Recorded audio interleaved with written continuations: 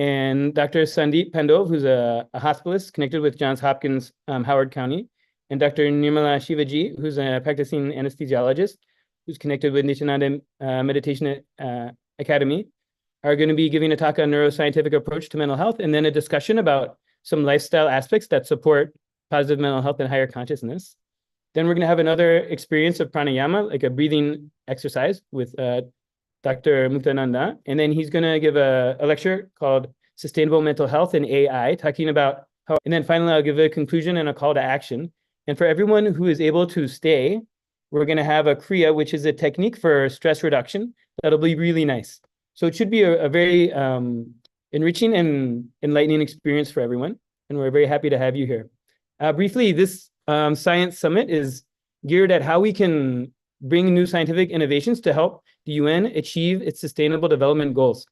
We picked goal number 1, no poverty, number 3, good health and well-being, and number 16, peace, justice, and strong institutions. Really, if you look at the sustainable development goals, enhancing mental health will really help assist in achieving almost all of them. So we feel strongly that the work that we have and what we're bringing forth can help the UN achieve its goals and really bring a lot of positive mental health and well-being to our concepts of mental health.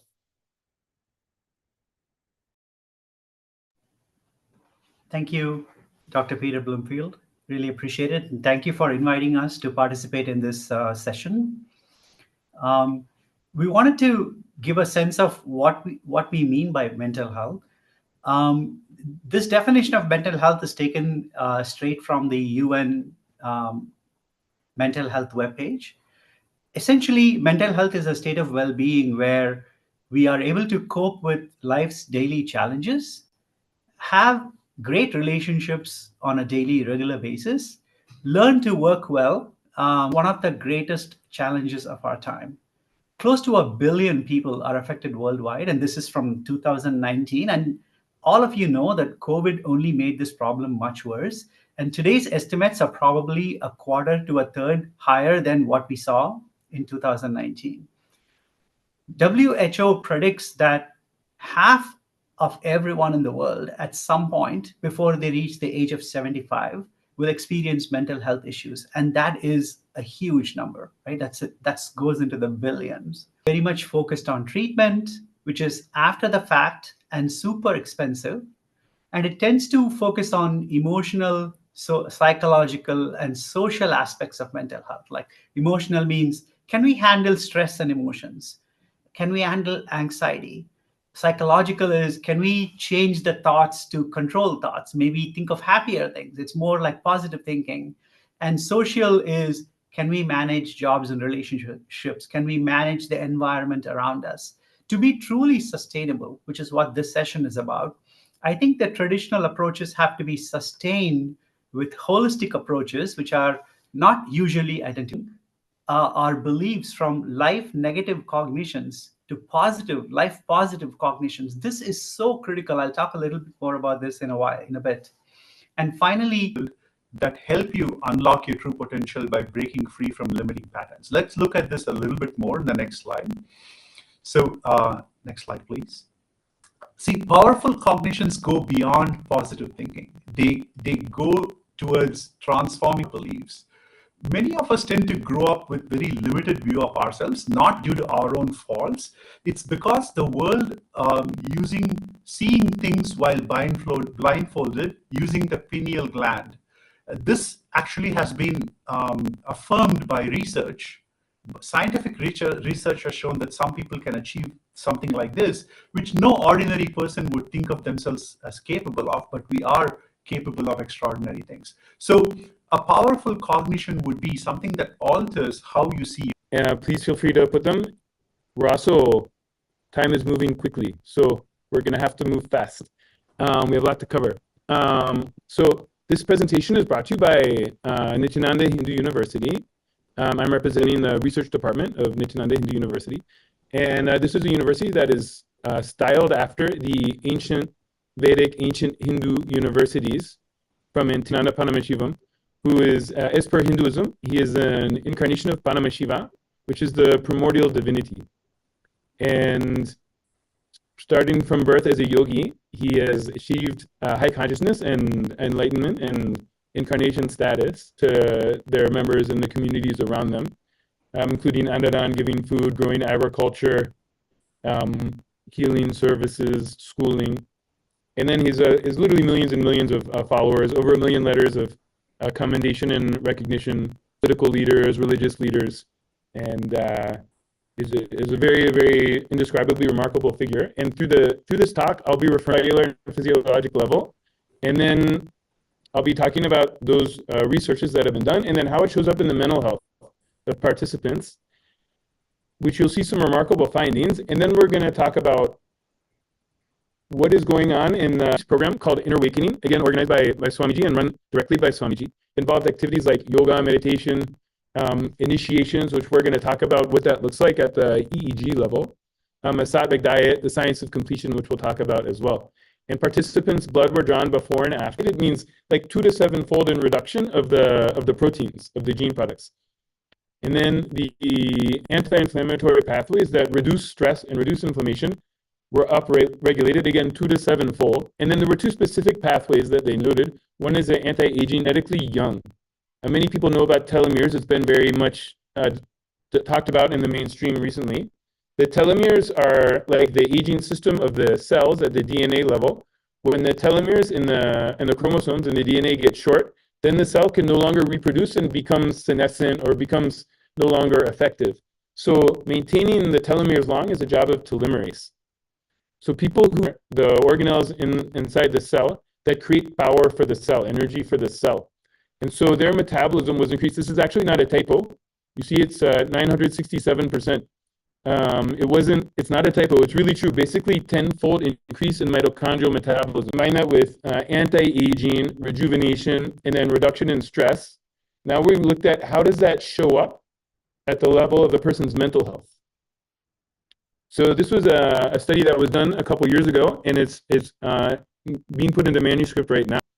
There was another mind-body therapeutic program. This was called Parameshivoham, and we'll show you at the end. It is available online. But again, it's completely organized and run and attended by our Swamiji, mind-body approach to life. But afterwards, it dropped all the way to 6.1. Average is 18 to 6.1, a huge difference. And for the depression score, anything above 10 means depression.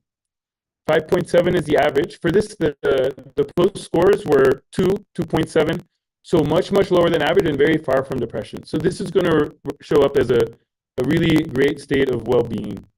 And for example, one population we looked at in research was women in infertility. The score is about 53. In many, it'll vary around the world, but many populations will be around 50 or so. In our participants, they started around 60, and then went up to around 80 afterwards. So 80 is for undergrad college students is given as 3.85. For Zen meditators is 4.38. For our group, they started off at 4.29 or 4.25, so almost at the level of a Zen meditator at the beginning. And again, this may reflect some people were already involved with this lifestyle, which supports a sense of mindfulness. But at the end, it went all the way up to 4.8, 4.65. So a huge jump. In this PET scan of the brain, when Swamiji would activate his third eye through his will, the area that's called the mesiofrontal lobe, which is where the frontal lobes meet, right at the area where the chakra of the third eye, as per Hindu structure, Hindu spiritual anatomy, right where that is, that area would light up in the brain when he would activate his third eye, which I think is really fascinating. And then on EEG, which measures brain activity, and then again, that neuroscientist noted, this is a quote, Swamiji demonstrated a remarkable ability to shift between brain states during meditation, samadhi, which is like a superconscious state, connected with the yogic tradition, and healing conditions. It said he is always in a permanent state of meditation. Then this is the one that I think is most fascinating. There's a Dr. William Collins. This was done in 2005 in St. Louis, and I'll explain why. But then the person he was healing, when he was doing direct one-on-one healing, they went into the same increased extreme gamma activity in the whole brain. Also, when he did just a general healing that wasn't specific to the person in the room, again, their whole brain of that person would go into a high gamma activity. So we're positing that this is how Angie and the person he healed were completely refreshed and energetic afterwards. And the doctor said, if I had done this, I'd be fatigued and sleeping by the time it's over.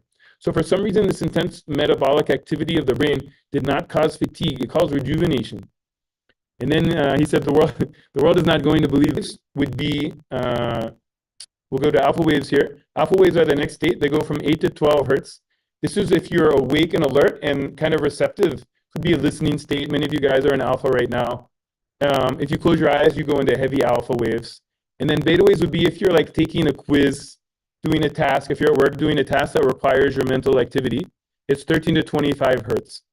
So you'll notice this illustration doesn't have gamma waves.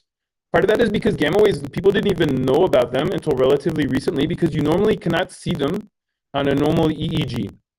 They were normally detected with something called a QEEG, where you take a computer and look at something to look at, and they're currently working on devices using sound and light to sort of reverse engineer that state.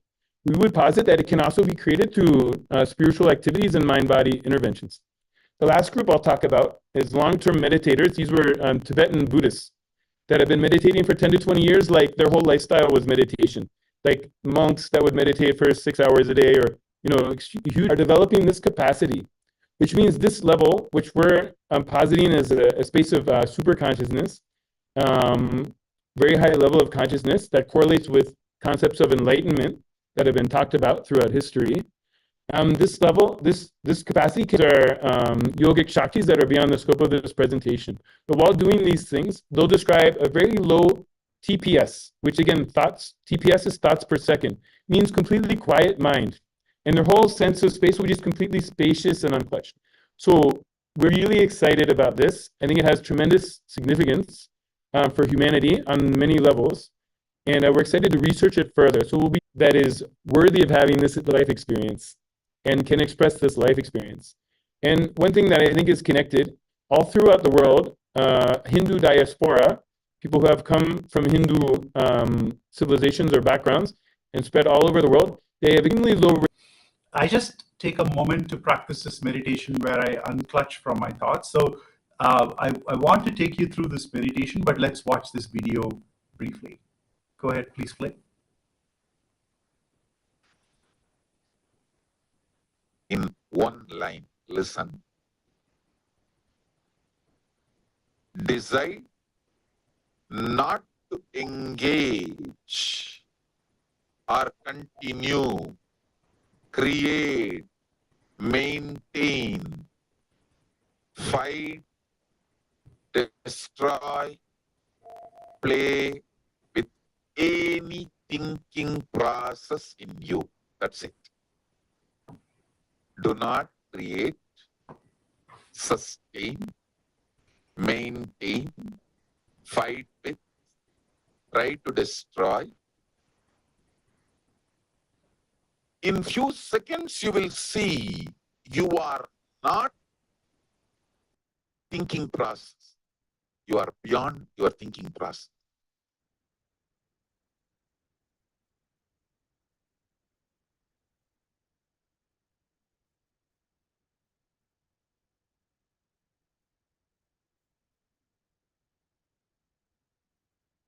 Pure unclench. Pure unclench. Sit straight. Close your eyes and unclench.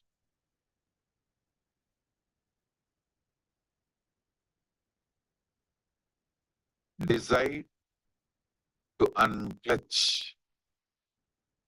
Disengage. One technique I use is I use the word unclutch itself. Like when I observe I close my eyes, observe my thoughts. When any thought arises, I just say unclutch, which means I disengage from associating with that thought. Typically, our thought currents are one follow the other.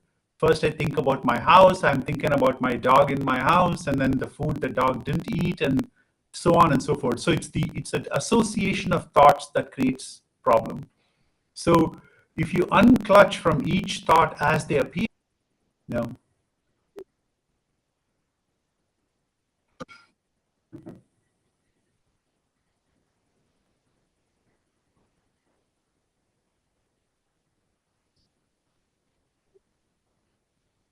So are you sharing the audio from your output from your computer? Yeah. While sharing video? Yeah. Yeah, I'm not sure why. Maybe I'll turn up the volume.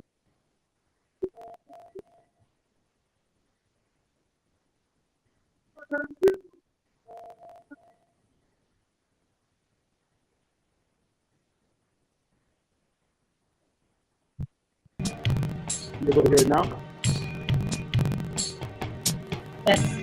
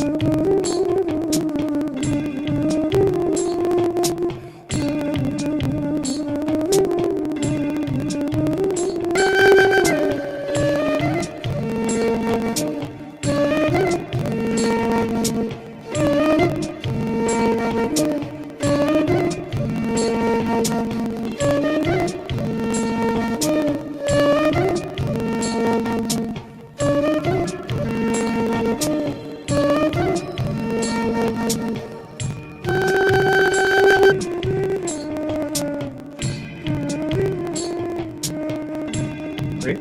Peter, we pause.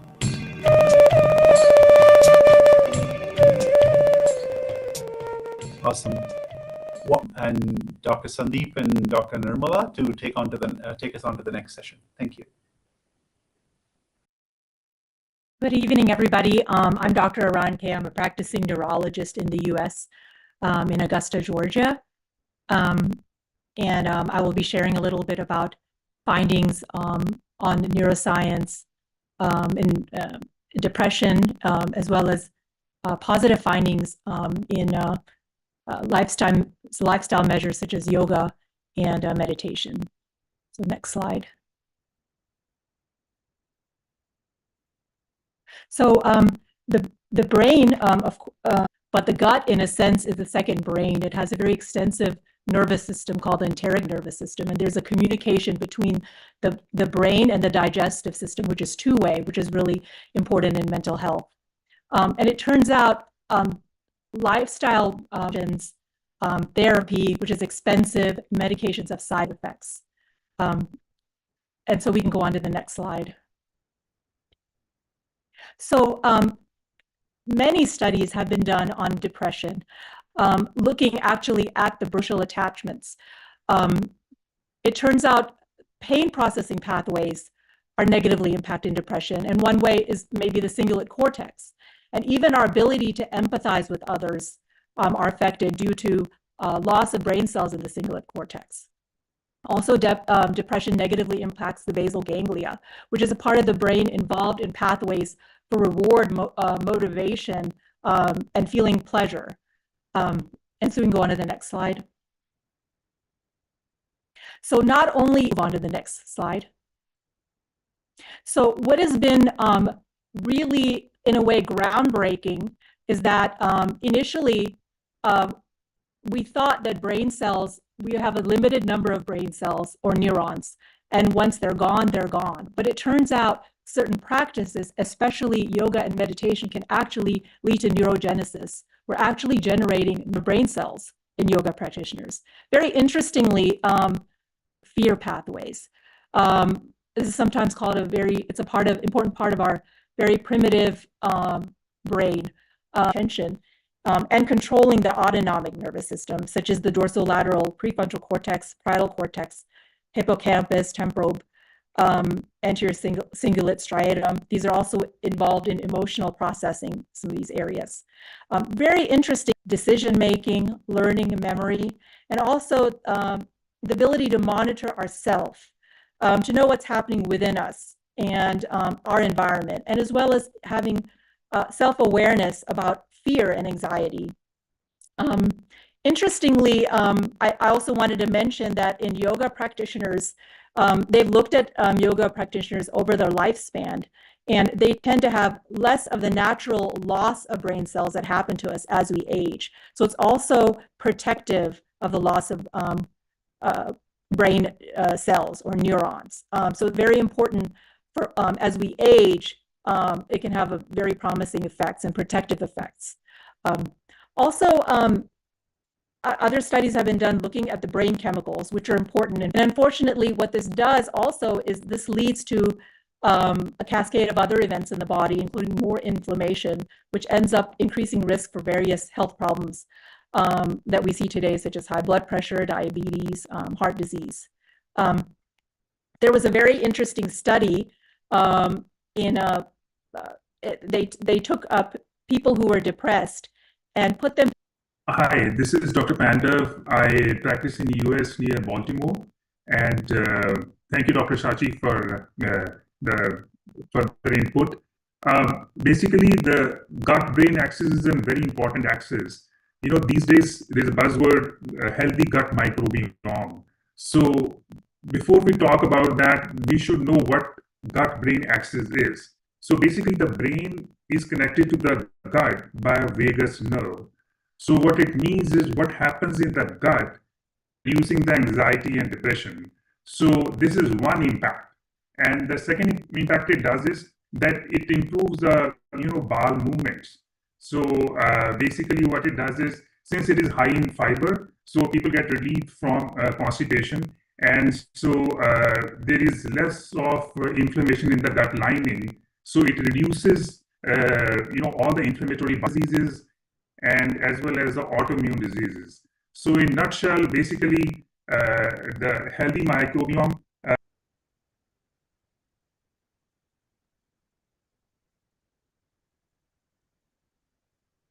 Are we waiting for the video? We're waiting for you to quickly go over this slide. Okay, yeah, so inflammation is higher in some people with depression. Whole food plant-based diet reduces inflammation, antioxidants, phytochemical, and promotes a balanced neurotransmitter system. Elimination of animal foods reduce inflammation, carcinogens, as I was telling you. People who ate raw fruits and vegetables versus cooked or canned fruits and vegetables had significant biomemory. So when the animals are killed, they leave a tremendous pain, suffering. They are not going to say, let the whole world be blissful and die. No. They leave so much of suffering and die that gets recorded in that muscle memory and biomemory. When you eat that, you will fall into depression for a small... Some of these lifestyle choices that support healthy gut biome and improve mental health. So in summary, we've seen that the brain physiology, through functioning, structure, chemistry, and gut health are crucial for mental health. And lifestyle changes are critical and sustainable and objective science health. In other words, reaching our full potential, mind, body, and consciousness. So I'd just like to open up the discussion now to also Dr. Pandav and Dr. Nirmala Shivaji. And maybe we can discuss how...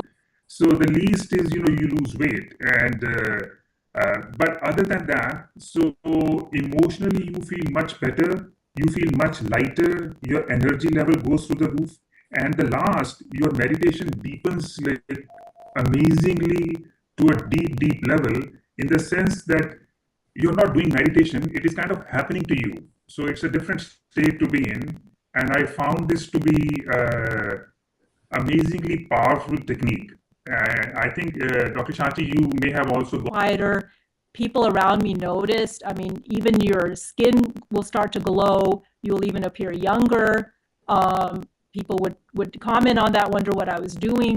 And so I definitely also experienced those similar kinds of benefits, About 12 years ago, Swami introduced the Nirahara Samyama, 12, 13 years ago.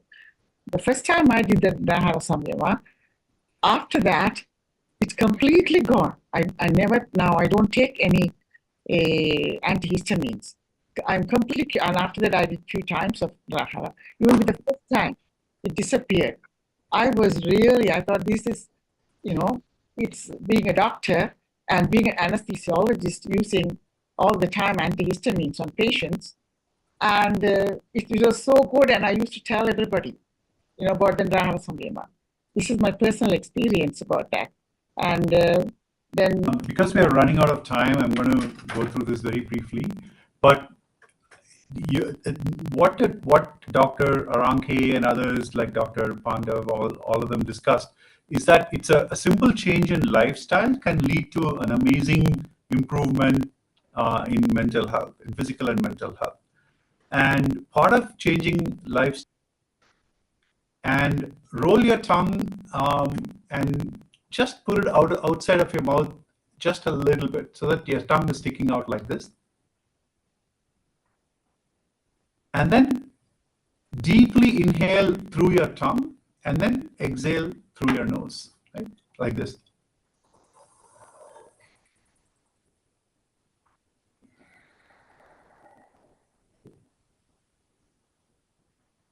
So inhale through your tongue and then exhale. How many of you feel that deep cooling happening in your chest? You actually feel it there, right there. It's such an instantaneous, it works instantaneously. And you also see your mind is calmed down. Great. Now let's move on to the next pranayama. Normally when you do this Shitali pranayama, you do it 21 times, like breathing in and breathing out. That's one cycle. Do it 21 times. It's very powerful. The next pranayama I'm going to teach you is called Anapana, nostril, and breathe out through your right. 1, 2, 3, 4, 5, 6, 7, 8, 9, 10. Now breathe in through your right nostril again. The last technique is called Brahmari Pranayama. It's an amazing technique to clear your mind of anxiety-inducing thoughts. And Swamiji has given this reference. And this reference, you can go search it. And you will start feeling in the center of your forehead, you will start feeling a constant buzz. And that buzz will start clearing out all the thoughts in your mind. Right? It's a very beautiful technique that just flushes negative thoughts and anxiety from your head and just fills it with the hum that is pure thought, nothing else, right? Let's try doing this for a few times.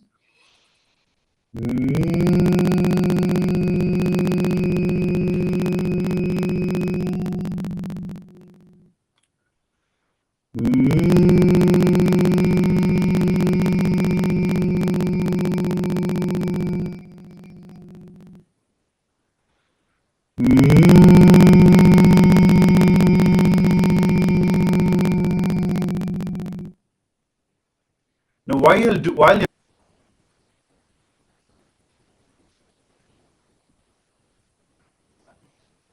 okay, relax. How many of you could feel the humming reverberate inside your head even after the humming, you stop humming? Right? You would feel that humming inside your face and in your chest. So the more you practice it, if you do it for like 21 minutes, this humming is a very intense exercise. Great. So these are things you can practice pretty much anywhere.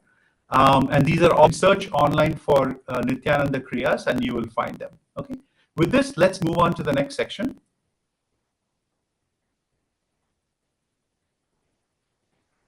Okay. Here I'm going to talk about sustainable mental health and AI. I have practiced AI for a very long time, and I've applied AI to multiple different domains. An everyday companion which is easily available at their fingertips to handle emotions on a daily basis, but maybe even answer bigger spiritual questions, right? And one thing that everybody or most people have at their fingertips are low-cost phones nowadays. And if you have a phone and if you have internet access, unfortunately, more and more people around the world are getting access to it. And the beautiful thing is conversational AI can actually help address a wide variety of mental health needs. I want to say for sure here that AI cannot replace human beings, we still need people. And we need AI to address a few challenges, like address privacy, make trust and safety front and center. These are challenges that we are, or the science of happiness, as taught by Hinduism. So this Nityananda.ai has the entire access to his teachings, and the science you is under your control. Being integrated is all about being integrated to your thoughts and actions. Enriching is about making sure others are in this state of enlightenment along with you. And completion is what I defined before, right? So it uses these principles to help walk through someone who thinks they are a bad mother, because they're not. I'm just highlighting the different areas. The next question about someone saying, my sister and I are grown up. Whenever I ask my sister to spend time with me, I feel disappointed, and she wants to do things that are different from me. What do I do? So this now addresses how, in a self-reflective way, how to introspect into the source of where this challenge comes from. Why do you feel unimportant? Why do you think your sister should do what you want to do, right? And encourages open communication, understanding that. Let's move on to the next section.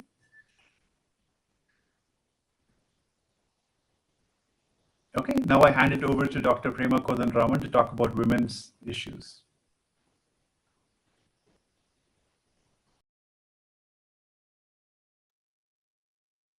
Good evening, friends. I'm Dr. Prema Kodanraman, OBGYN urogynecologist. 7% of young women report having self-harming at some point. If you look at here, from 2008 to 2022, the incidence of mental illness among women is increasing. It's pretty alarming. Mental health issues can affect anyone, but causes to waste discrimination and the gender pay gap can lead to chronic stress. Relationship dynamics, women often become on emotional labor. So the causes are different. Now, at the modern day treatment of mental illness, women seeking treatment to treat their mental illnesses are increasing, like 55.8%. It's a pretty expensive program, spending about $104 billion US dollar medication, but the end results are not permanent cure, and it doesn't address the mental disorders, and usually it's only the symptom relief. The $1 trillion brain drain, that's not sufficiently addressing the mental disorders. And the other treatments like brain stimulation can be used in special situations where transcranial magnetic stimulation can be used for depression. Sometimes hospitalization, when women become proven results by empowering women.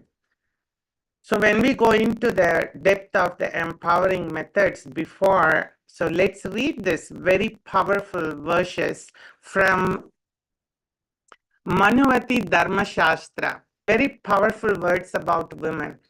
Women, by their very DNA, have the capacity and groundedness to hold an ecosystem or family or a team or a community together.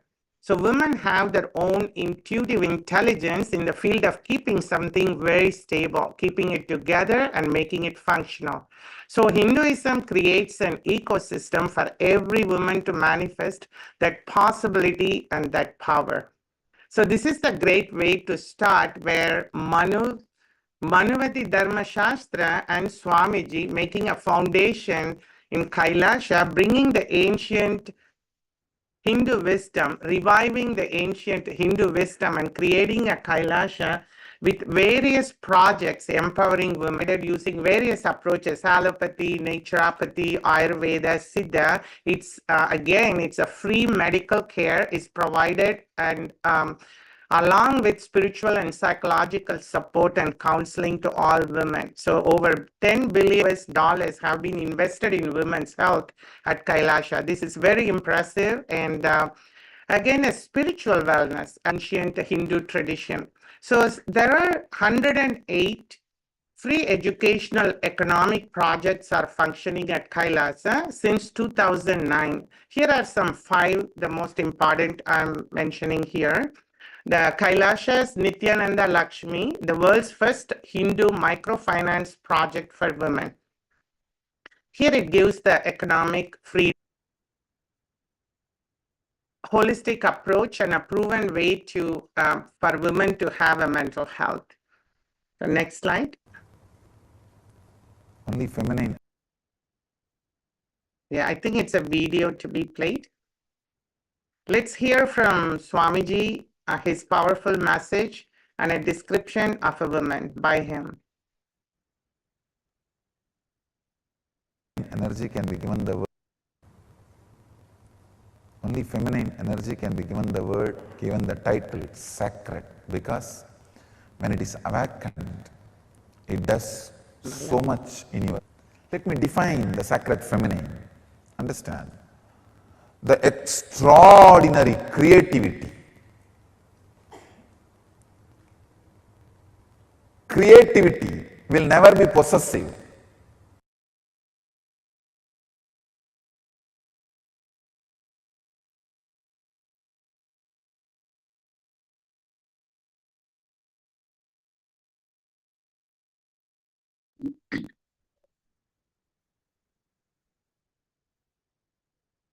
So in summary, on women's mental health, yes, women do face unique challenges. It's to be approached at medicine, and none of my patients need narco. And it's his initiation, empowerment of women. We do like get powerful life, whatever you are, like wherever you are, to lead a very powerful, healthy life. So for all women, mothers, homemakers, anyone, everyone, get empowered with Kailasa. Prevent and treat all kinds of mental disorders, not only for women, it's for everyone. It relieves unresolved emotions and past traumas, building resilience and improving healthy relationship, and leads to an empowered life. And there is a short video. Listen from his powerful words and transforming message to all. Anger, fear, guilt, powerlessness, what all is getting blurted out, vomited by your immature mind. Listen, pen down. Do completion 2-3 times. Sit with mirror, actuate, and making you completely complete and making you manifest powerful cognitions and powers. Till I appear in the mirror, continue completion, and I tell you, I will really appear in the mirror and make you complete and make you manifest powers. When I say, I mean. Just sit in front of the mirror and declare simple integrity to me. Start chanting Mahavakya, appearing.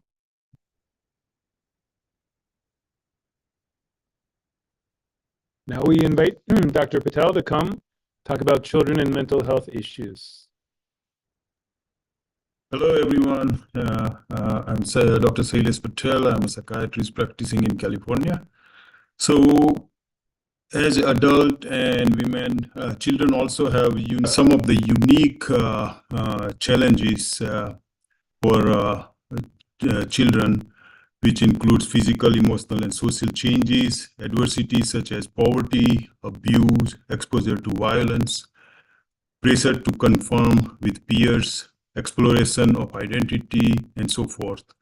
So can we have next slide? So based on this alarming number, we know that conventional approach have not been enough to address and be creative and not force children into strict curriculum, and nor evaluate them based on narrow rubrics. This mind-body consciousness-based education empowers children and helps them feel powerful. It encourages students to travel, discover, invent their own methodologies, and take leadership roles in early life. Can we have next slide? So, all the images are previously drawn without seeing them. The recall phase reflects students' visual recall intelligence. And the tests were performed on 75 students, and the results showed an average percentile rank of 95.7 for copy phase and 89.91 for recall phase. These high scores are indicative of above average results. So this is impressive numbers. On the next slide, we have numbers from Sloan IQ test, which is highly validated intelligence. More studies are needed. But in summary, can we have next slide? This gives anecdotal evidence of integrating Hindu education system with conventional education at an early age in children, leading to impact in intellectual and mental health, and evidence of whole brain activation and high level of thinking. Policies need to be able to stay. But just briefly, it's our conclusion that this mind-body model that we've been discussing and these lifestyle model we've been discussing for mental health treatment would help the UN achieve the Sustainable Development Goals. Really, many of their goals would be achieved by adopting this lifestyle. At NHU, the Nishananda Hindu University, we aspire to be a world's leader in the study of mental health, of enlightenment, and of superconsciousness. And we very sincerely and formally and informally invite any Padma Shri Voham program, is a program that I referred to, that showed profound positive effects on mental health, reduction in depression, anxiety, and stress, extreme improvement in well-being, mindfulness, and overall health. That program is ongoing. You can find it at padmashrivoham.org. So we invite policymakers, we invite academicians, and other politicians, anyone, to contact us to see how we can bring this to the world to attain and achieve the UN Sustainable Development Goals and bring higher possibilities of mental health and overall life and potential to the global community. So with that, thank you so much for everyone who came. If you're able to stay, we invite you to stay for our kriya, which will be led by Dr. Mukta Ananda.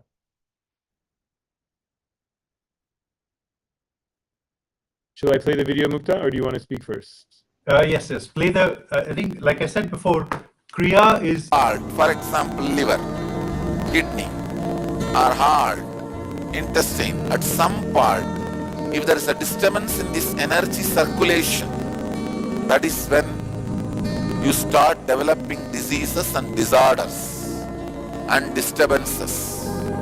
Disease, disorders, disturbances expresses itself in different ways. The human body has the pipelines and in outlet taps through which the water reaches the end users. Similarly, the Kundalini energy reaches the different parts of the body through the 72,000 nadis or energy channels. Let's say, for instance, there is a block somewhere in the circuit of pipelines. Then what happens? There is no flow of water. Then you identify and correct the block. Even if the blockage is removed, water has to be pumped in for the flow to resume. Similarly, when there is a block in the energy circuit in the body, energy flow is re-established. Energy starts flowing and the disease is healed. Now, if your body is put in certain position, that energy blockages get removed. The energy circulation, the plumbing, gets properly aligned. Pranayamas and kumbhakas, wherein they are more effective, and the individual asanas and pranayamas. Even for few seconds, if the energy circuit route is aligned and energy is pumped, you are out of the disease. You are out of the disorder. 7 ingredients. 1, yoga. 2nd, kumbhaka, pranayamas. 3rd, visualizations. 4th, verbalization, means chanting of some mantra internally. See, internally when you create the sound, Shall I start the music and then you'll announce the kriya? Yeah, I can just walk everybody through the kriya. It's actually, the kriya has 3 steps. It's a kriya for hypertension, which also relieves stress. Hypertension essentially is a high blood pressure, which happens because of stress, right? So this kriya has simple thing with your knees drawn in and your heels touching as close to your body as possible. You just have to look ahead. That's the posture. Peter will show the picture. That's the second step. In that posture, you just hum intensely. And the humming is something I already shared with you before. And so the third step is lie down, and in the bliss of the hum, the humming creates intense humming in your body. It creates an elevated feeling. Just lie down with that feeling and unclutch from everything. So lying down and unclutching. And typically this combination of these 3, doing this before you go to sleep, is very, very powerful. It will de-stress your entire body very beautifully. Okay, let's start with Nadi Shodhana. If Peter, you could play the music, with your thumb, close your right nostril.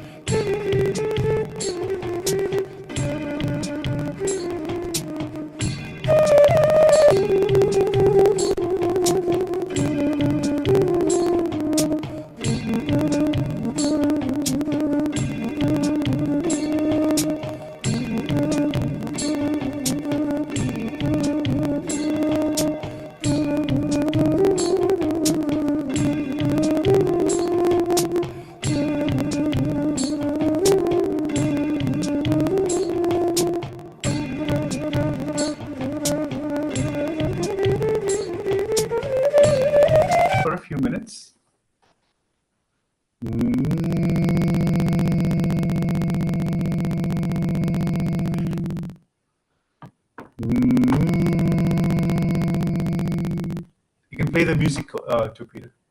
Thanks.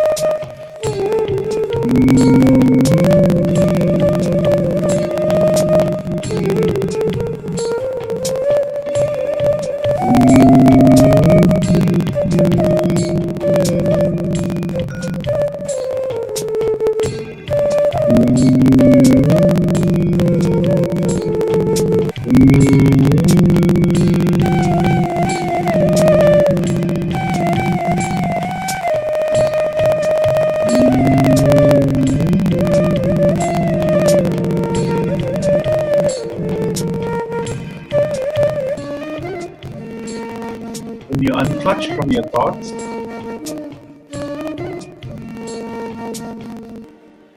you will start focusing more on the music and the sound outside of you. Unclutch from that also.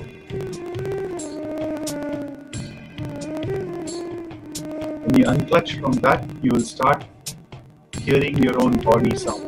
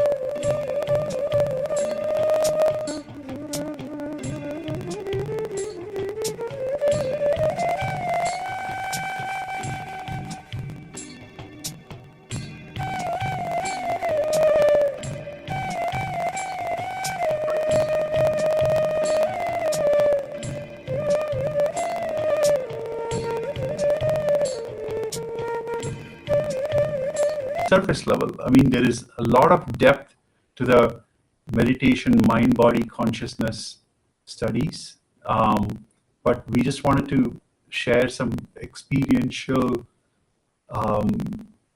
some experiences with you. So United Nations going forward. Thank you so much, everyone, for coming, and have a beautiful rest of your evening. Thank you so much.